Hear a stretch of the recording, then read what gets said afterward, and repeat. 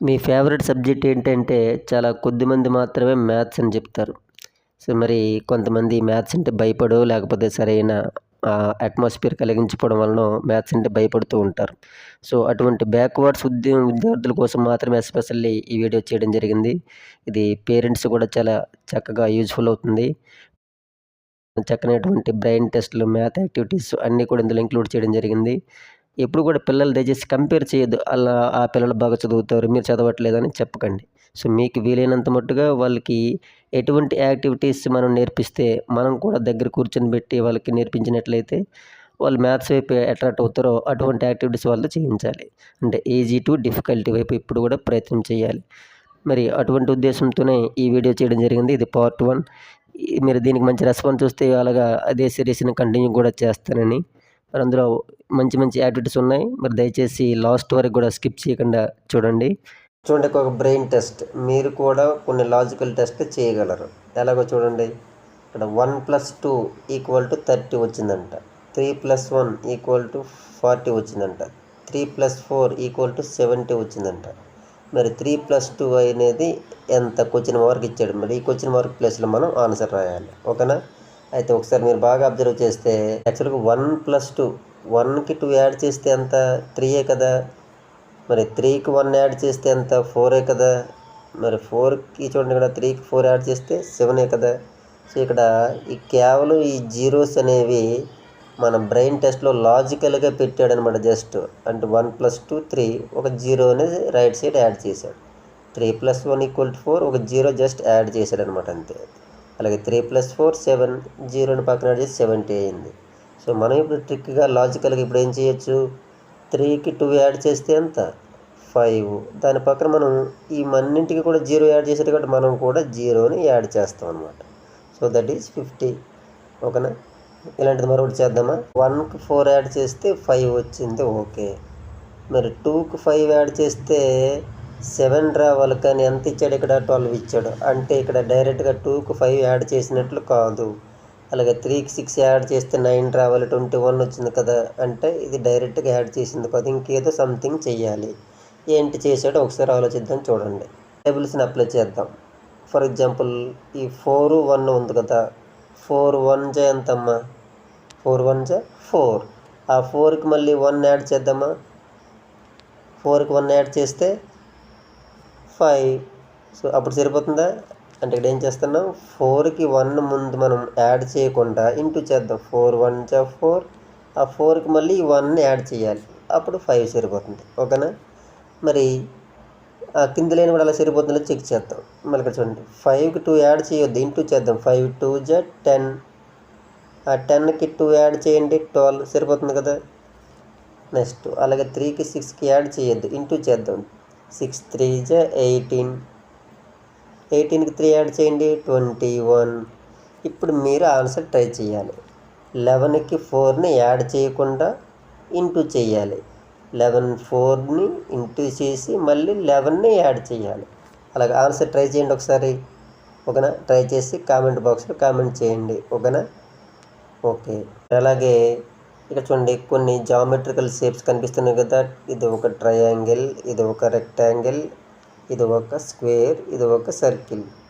వీటితో మనం చాలా షేపులు తయారు చేయొచ్చు. ఒక మనిషి బొమ్మ వేయచ్చు, ఒక హౌస్, ఒక hut, whatever it may be, రకరకాల షేప్స్ మనం వేయచ్చు. మీకోసం నేను ఒక షేప్, ఒక మనిషి బొమ్మని సరదాగా వీటితో చూడండి, వీటిని ఉపయోగించి కొన్ని కర్వ్డ్ లైన్ ఉపయోగించి నేను ఇప్పుడు డిజైన్ చేస్తాను.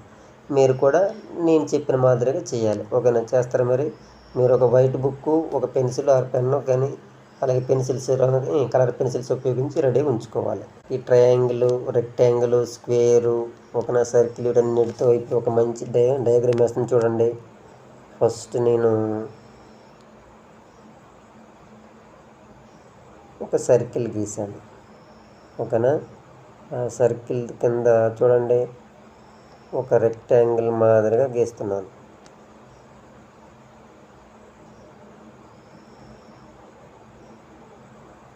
ఓకేనా? నెక్స్ట్ నేను ఇక్కడ వీటికి ఏమో హ్యాండ్స్ వేస్తున్నాను. చూడండి,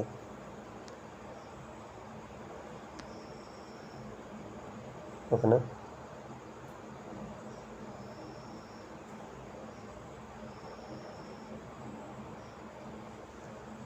ఓకేనా. అలాగే వీటికి లెగ్స్ కూడా వేస్తున్నాను చూడండి. అలాగే వీటికి షూస్ కూడా వేస్తున్నాను చూడండి. అలాగే వీటికి చూడండి నేను బటన్స్ కూడా వేస్తున్నాను. అలాగే వీటికి ఐస్ వేస్తున్నాను చూడండి. అలాగే వీటికి నోరు కూడా వేసాను, చూసారు కదా. అలాగే ఇంకా వీటికి జుత్తుని నేను ట్రయాంగిల్స్ ఉపయోగిస్తున్నాను చూడండి, చూసారా. అంటే మనము సర్కిల్స్, ట్రయాంగిల్స్, అలాగే స్క్వేర్స్, అలాగే కర్వర్డ్ లైన్స్ వీటన్నిటిని ఉపయోగించి చూసారా ఒక మనిషి బొమ్మ వేసానా. అలాగే మీరు కూడా ఏం చేయాలంటే ఒక మంచి హౌస్ కానీ, ఒక హట్ కానీ, అలాగే మంచి మీకు నచ్చిన ఏదైనా సరే ఒక మంచి బొమ్మ వేసి మీ పేరెంట్స్ చూపించాలి. ఓకేనా, చేస్తారు కదా. Very good. చూడండి మరి ఈ బ్రెయిన్ టెస్ట్ ఇక్కడ ఫస్ట్ లైన్లో 5 ఉంది. 5 ఇక్కడికి వచ్చేసరికి ఏమో 11 అయిందంట. ఆ 11 కాస్త ఇక్కడికి వచ్చేసరికి 23 అయిందంట. ఆ 23 కాస్త కిందకి వచ్చేసరికి బాటమ్ ప్లేస్లోకి వచ్చేసరికి ఏమవుతుంది, క్వశ్చన్ మార్క్ ఇచ్చాడు మనకి. ఓకేనా, స్టెప్ బై స్టెప్ అలా ఏ విధంగా అది చేంజ్ అయింది ఇప్పుడు చెక్ చేద్దాం. ఓకేనా, ఒకసారి చూస్తే 5 11 అయింది కదా. నేను ఇప్పుడు ఏం చేస్తాను చూడండి, నాకు 5 టేబుల్ వచ్చు కాబట్టి చూడండి ఇక్కడ నేను 5 టేబుల్లో 5 2 ఎంత 10. Very good. 5 2 10. ఆ 10కి 1 యాడ్ చేస్తే ఎంత మరి, 10కి 1 యాడ్ చేస్తే 11 అంటే 5 2 10. ఆ 10కి 1 యాడ్ చేస్తే 11 సరిపోతుంది కదా. ఓకే, ఇప్పుడు 11 చూద్దాం. 11 నుంచి 11ని మళ్ళీ ఏం చేస్తున్నాను, 11 2 22. 11 2 22. ఆ 22కి 1 యాడ్ చేయండి. 22కి 1 యాడ్ చేస్తే 23 సరిపోతుందా, సరిపోతుంది. ఓకే, మరి ఇప్పుడు 23 నుంచి ఇప్పుడు ఏ విధంగా మారాలి, 23ని 2తో ఇంటూ చేసి దానికి 1 యాడ్ చేయాలి. యాడ్ చేసి మీరు ఆన్సర్ని కామెంట్ బాక్స్లో కామెంట్ చేయండి. ఓకేనా. అలాగే ఇలాంటి సేమ్ ప్రాబ్లమ్ని వీలైతే మీరు కూడా తయారు చేసి మీ పేరెంట్స్ చూపించాలి. నేను ఇక్కడ 5తో పెట్టిన కదా, జస్ట్ నెంబర్ చేంజ్ చేసి ఒక నెంబర్ని చూడండి, పైన ఏ నెంబర్ వేస్తారో దానికి 2తో ఇంటూ చేసి ఒకటి యాడ్ చేసుకుని దాని కింద వేసుకోవాలి. మళ్ళీ ఆ నెంబర్ని మళ్ళీ 2తో యాడ్ చేసి 2తో ఇంటూ చేసి మళ్ళీ ఒకటి యాడ్ చేసుకోవాలి. అలాగే మీరు ఒక సీక్వెన్స్ని తయారు చేయాలి. ఓకేనా, చేసి మీ పేరెంట్స్కి చూపించాలి. మరి ఈ బ్రెయిన్ టెస్ట్ చూడండి, మనకి ఒక సర్కిల్లో ఇలా ఒక డిఫరెంట్ పార్ట్స్ చేసి చూపించాడు కదా. టోటల్గా 8 పార్ట్స్. ఈ సర్కిల్లో ఒక 8 పార్ట్స్ చేసి 8 పార్ట్స్లో 7 పార్ట్స్లో నెంబర్స్తో ఇలా ఫిల్ చేశాడు. ఓకేనా. అయితే ఇందులో ఇక్కడ క్వశ్చన్ మార్క్ మనకు ఉంది. ఈ క్వశ్చన్ మార్క్ ప్లేస్లో ఏ నెంబర్ వస్తుందో మనం ఫైండ్ అవుట్ చేయాలి. ఒకసారి బాగా అబ్జర్వ్ చేస్తే చూడండి జాగ్రత్తగా, మనం ఆపోజిట్ అనమాట, ఆపోజిట్ బాక్స్లో ఒకసారి చూద్దాం. ఫర్ ఎగ్జాంపుల్ ఇక్కడ చూడండి 11. ఈ 11కు ఆపోజిట్గా ఎవరున్నారు ఇక్కడ 13. 11 13 యాడ్ చేయండి ఒకసారి. 11 + 13 ఎంత 24. అలాగే ఈ 8 16 చూడండి, 8 + 16 దిస్ ఈజ్ ఆల్సో 24. అలాగే చూడండి 17 + 7 17 + 7 కూడా 24 సరిపోతుంది కదా.